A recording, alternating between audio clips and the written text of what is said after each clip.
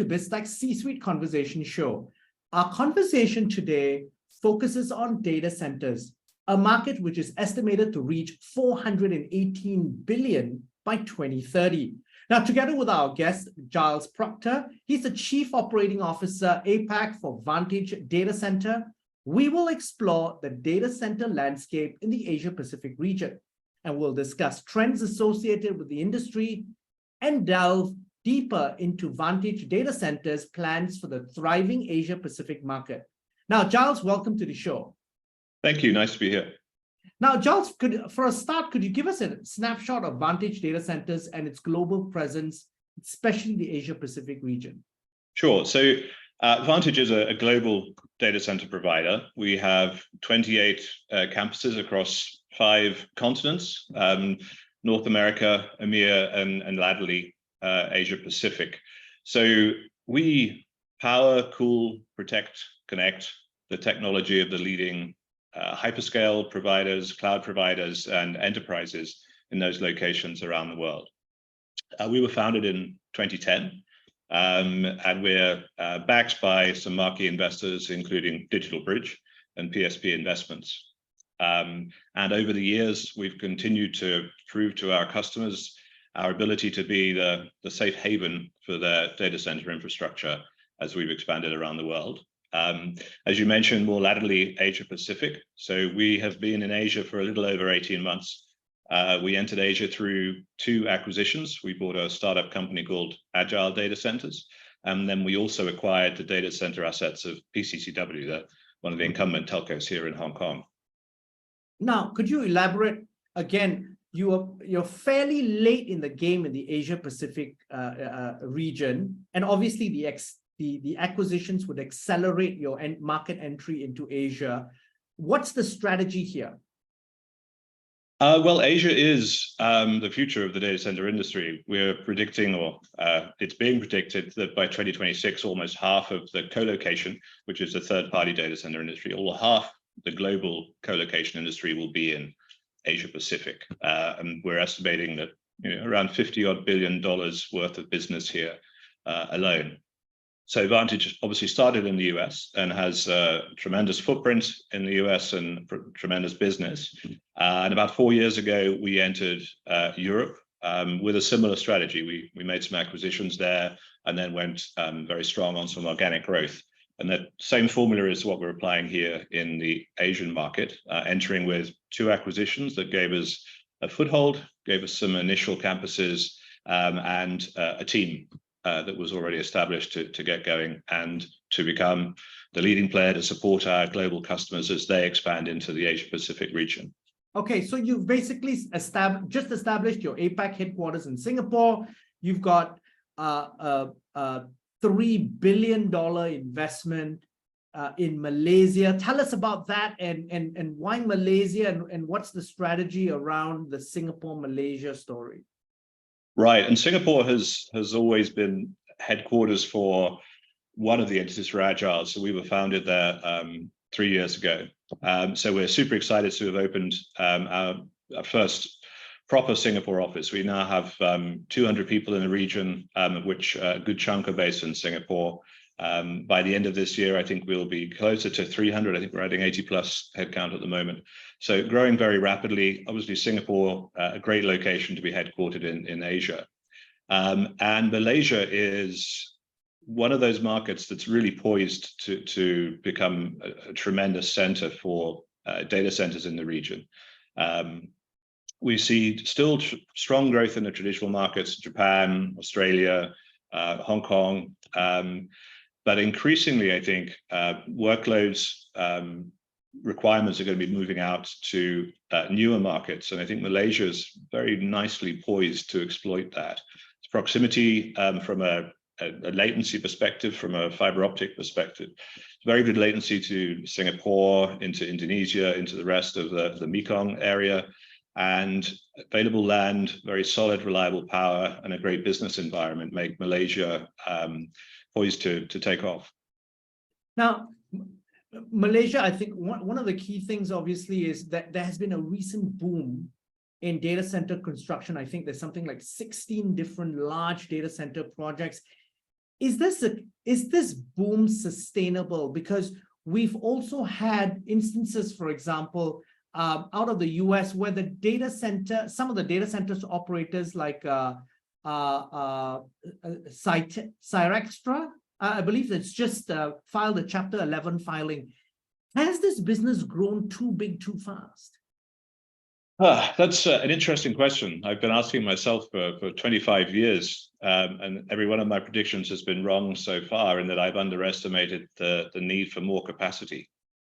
I think obviously it's a capital-intensive business, and the sort of recent economic winds have been a little bit chilling. So there's bound to be some pressure, and it was certainly a little frothy coming up to the last couple of years, probably. So I think there's a little bit of uncertainty out there, but from a demand perspective, I see very strong demand growth continuing. I think the industry has been driven for the last few years by cloud providers and their workload demands, and we saw how there was an uptick in that, both from people using cloud services and also from e-commerce, which is very closely tied in some cases to the same operators.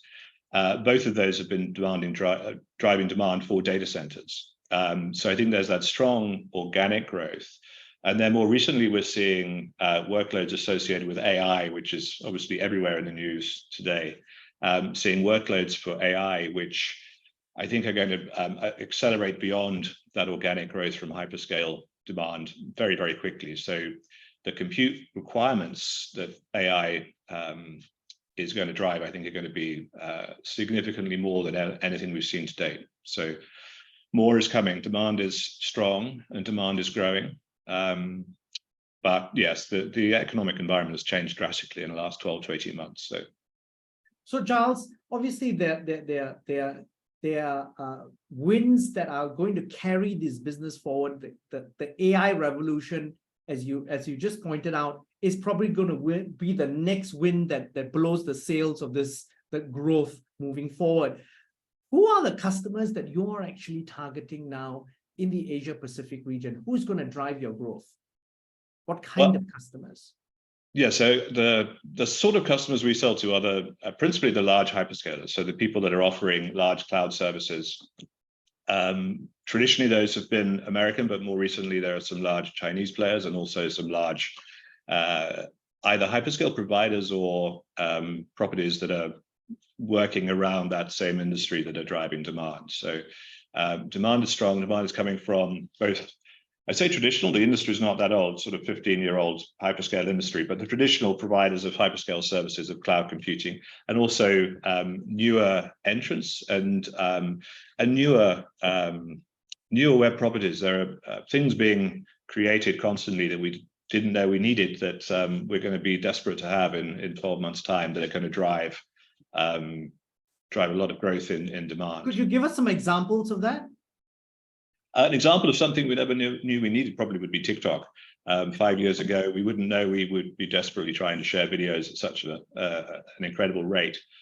So great workloads required to support that business and many similar businesses like it. And again, those are constantly being created and driving new growth. Now, then in that case, Giles, I've got to ask you this.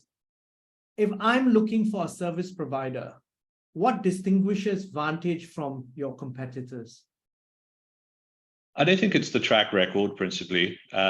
We have been refining the design of our data centers. We've been refining for almost 15 years. So constantly iterating, improving, simplifying our designs to make them as reliable as possible and repeatable, and at the same time driving cost out of the project so we can again reduce the selling point to our customers, and having a track record of not only designing and implementing these pretty significant capital projects, but also then operating those at the very highest standards and providing visibility, transparency to our customers so they can see what we're doing to drive the optimum availability of those facilities. Now, one of the key things that worries governments and environmentalists around data centers is the sheer amount of energy that a single data center produces. And sustainability is obviously now top of mind for any CXO suite or in any data center company. Tell us about what you're doing at Vantage to basically help make yourself more carbon neutral. And this is against the backdrop, for example, of something that's just announced in Singapore, where the Infocomm Media Development Authority has just announced that it wants to see data centers operating not at your normal 22-degree level, but really to try to move that up to 26 degrees. It might seem as 4 degrees, but interestingly enough for our audience, every 1 degree increase in temperature, data centers could save 2 to 5% in cooling energy. That's kind of an amazing thing for someone like me who doesn't know anything about this. Tell us about this, Giles, and what are you all doing in this regard? That's absolutely right. And the very short answer to your initial question is we're absolutely committed to driving carbon out of our business, and we have a target to reach zero carbon by 2030. A much longer answer. I think it's also a little ironic, I'd have to say, that certainly over my involvement in the industry, which is long, the improvements in efficiency across the board in data centers has been phenomenal. And unfortunately, and also the improvement in the equipment manufacturers themselves and the capability of compute or the amount of compute you can get from a unit of power has increased massively, but the workloads have just increased faster and faster than anything can keep up. So I think there's been steady progress across the years to improve efficiency, but you're right. And the key challenge we have is that when we do something with a computer, we're obviously using electricity to run those calculations, and the waste product of that is heat. So the key purpose of a lot of the infrastructure we put into a data center, some of it's to make sure the power is always there.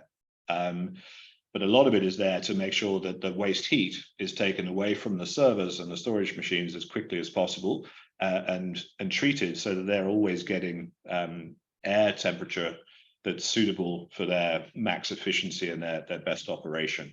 And historically, the target was always 22 degrees. Somewhere in the distant past, somebody decided that 22 degrees plus or minus 3 degrees was the best operating temperature.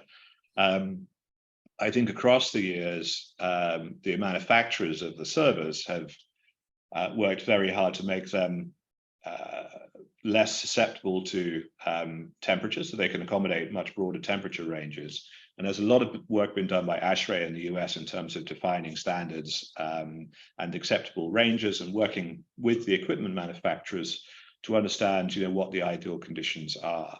And so I think it's great for the Singapore government to mandate that.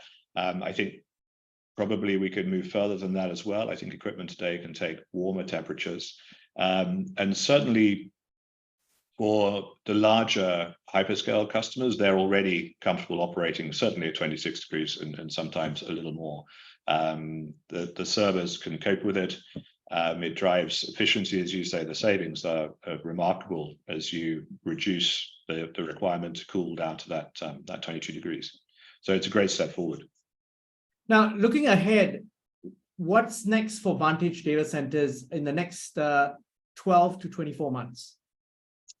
I think, as we discussed already, probably the three things that are trending are the sort of continued growth of the traditional workloads.